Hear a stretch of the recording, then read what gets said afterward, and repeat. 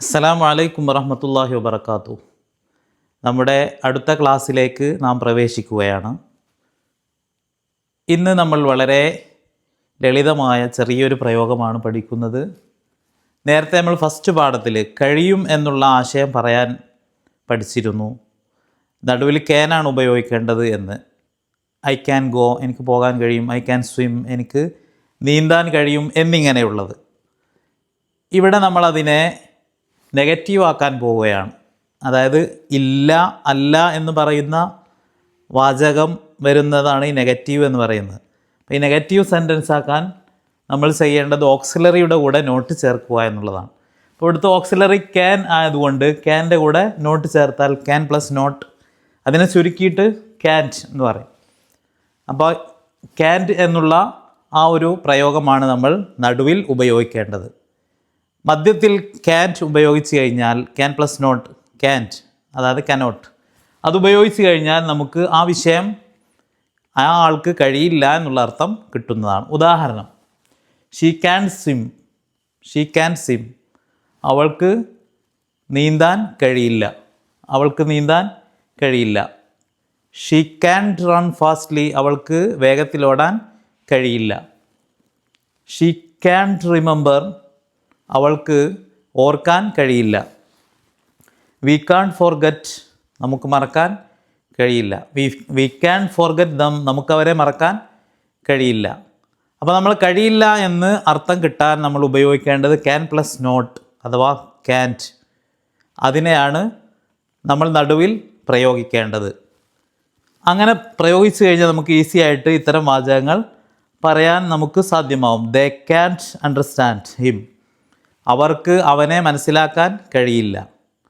എന്താണോ നമ്മൾ വെർബ് കൊടുക്കുന്നത് ആ വിഷയത്തിൽ കഴിയില്ല എന്നുള്ള അർത്ഥം ഈ കാണ്ട് എന്നുള്ളതിനെ അഥവാ ക്യാൻ പ്ലസ് നോട്ട് എന്നതിനെ മധ്യത്തിൽ പ്രയോഗിച്ചാൽ അർത്ഥം നമുക്കങ്ങനെ കിട്ടുന്നതാണ്. ഇതുപോലെ ഏത് ഓക്സിലറിയുടെ കൂടെയും നോട്ട് ചേർത്ത് കഴിഞ്ഞാൽ ആ വാചകം അത് നെഗറ്റീവ് സെൻറ്റൻസായി മാറുന്നതാണ്. നേരത്തെ നമ്മൾ പഠിച്ചിട്ടുണ്ട്, ഷുഡിൻ്റെ കൂടെ നോട്ട് ചേർത്ത് ഷുഡിൻ്റെ പഠിച്ചിട്ടുണ്ട്, മസ്റ്റിൻ്റെ കൂടെ നോട്ട് ചേർത്ത മസിൻറ്റ് പഠിച്ചിട്ടുണ്ട്. ഇതെല്ലാം നെഗറ്റീവ് സെൻറ്റൻസ് ആക്കാൻ വേണ്ടി ചെയ്യേണ്ട കാര്യം ഓക്സിലറിയുടെ കൂടെ, സഹായക ക്രിയയുടെ കൂടെ നോട്ട് ചേർക്കുക എന്നുള്ളതാണ്. അങ്ങനെ നോട്ട് ചേർക്കുമ്പോൾ അതിനെ നമുക്ക് ചുരുക്കി ഉച്ചരിക്കുകയും ചെയ്യാം. അപ്പോൾ ഈ പാഠം നമ്മൾ ശ്രദ്ധിക്കേണ്ടത് കഴിയില്ല എന്നുള്ളൊരു വിഷയം പറയാൻ വേണ്ടിയിട്ടാണ്. ഫസ്റ്റ് സബ്ജക്റ്റ് കൊടുത്തു, നടുവിൽ ക്യാൻറ്റ് ഉപയോഗിക്കുന്നു, മൂന്നാമത് വെർബ് ഉപയോഗിക്കുന്നു. അപ്പോൾ പാഠത്തിൻ്റെ ക്രമം എന്ന് പറയുന്നത് subject plus can't plus verb എന്നുള്ള ക്രമമാണ്. നേരത്തെ നമ്മൾ ഫസ്റ്റ് പാഠത്തിൽ പഠിച്ച അതേ ക്രമത്തിൽ ക്യാൻ എന്നതിൻ്റെ കൂടെ നോട്ട് ചേർത്ത് ക്യാൻറ്റ് എന്നാക്കി എന്ന് മാത്രം. ഷീ ക്യാൻ റിമെമ്പർ, അവൾക്ക് ഓർക്കാൻ കഴിയില്ല. My brother can come here, എൻ്റെ സഹോദരന് ഇവിടെ വരാൻ കഴിയില്ല. നിങ്ങൾ സബ്ജക്റ്റ് ഇഷ്ടം പോലെ മാറ്റിമറിച്ച് കൊടുക്കുകയും മൂന്നാമത് വെർബ് ഇഷ്ടം പോലെ അറിയാവുന്ന വെർബുകളൊക്കെ പ്രയോഗിക്കുകയും ചെയ്തുകൊണ്ട് ഈ പാഠത്തെ നിങ്ങൾ പ്രാക്ടീസ് ചെയ്യുക. വി കാൺ പ്രാക്ടീസ്, നമുക്ക് പ്രാക്ടീസ് ചെയ്യാൻ കഴിയില്ല. നമുക്കിവിടെ നിൽക്കാൻ കഴിയില്ല എന്നെങ്ങനെ പറയും? വി കാൺ സ്റ്റാൻഡ് ഹിയർ, നമുക്കിവിടെ നിൽക്കാൻ കഴിയില്ല. നമുക്ക് പാടാൻ കഴിയില്ല, വി കാൺ സിങ്, നമുക്ക് മനോഹരമായി പാടാൻ കഴിയില്ല, വി കാൺ സിങ് ബ്യൂട്ടിഫുള്ളി. അവൾക്ക് മധുരമായി പാടാൻ കഴിയില്ല, ഷീ കാൺ സിങ് സ്വീറ്റ്ലി. ഇങ്ങനെ നമുക്ക് ആവശ്യാനുസരണം നാലാമത് എക്സ്ട്രാ വാക്കുകൾ കൂട്ടിച്ചേർത്തുകൊണ്ട്, ഇപ്പോൾ നമ്മൾ അവൾക്ക് മധുരമായി പാടാൻ കഴിയില്ല എന്നുള്ളതിന് ഷീ കാൺ സിങ് എന്നതിന് ശേഷം സ്വീറ്റ്ലി എന്നൊരു വേർഡ് ചേർത്ത് കൊടുത്തു.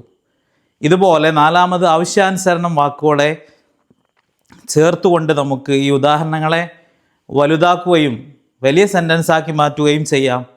അടിസ്ഥാനപരമായി ഈ ക്രമം ഇവിടെ, ഈ വേർഡ് ഓർഡർ ഇവിടെ നമ്മൾ പാലിക്കണമെന്ന് മാത്രം.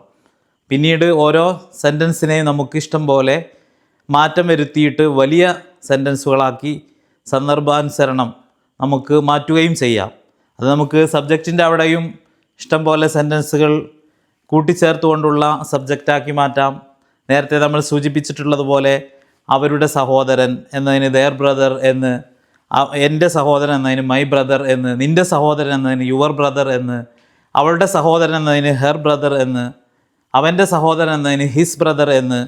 ഇതുപോലെ ഇനി ബ്രദർ വേണമെന്നില്ല, അതിലെ ബ്രദർ മാറ്റിയിട്ട് ഓരോ വാക്കുകൾ മാറ്റി മറിച്ചാൽ അവിടെ നമുക്ക് നമ്മുടെ ഉദ്ദേശിച്ച അർത്ഥം കിട്ടും. ഈ രീതിയിൽ നിങ്ങൾ ധാരാളം സെൻറ്റൻസുകളെ ഉണ്ടാക്കി ധാരാളം വേർഡുകൾ നാം പ്രാക്ടീസ് ചെയ്യുക. അതാണപ്പോൾ ഇന്നത്തെ പാഠം. വളരെ ചെറിയ പാഠമാണ്. നിങ്ങളെല്ലാവരും ഇത് വീണ്ടും വീണ്ടും ആവർത്തിച്ച് കണ്ട് കൂടുതൽ മനസ്സിലാക്കി പ്രാക്ടീസ് ചെയ്ത് മുന്നേറുക. ഇതോടെ ഈ പാഠം ഇവിടെ അവസാനിക്കുകയാണ്. എല്ലാവരും പ്രത്യേകം ഇത് പ്രാക്ടീസ് ചെയ്യുക.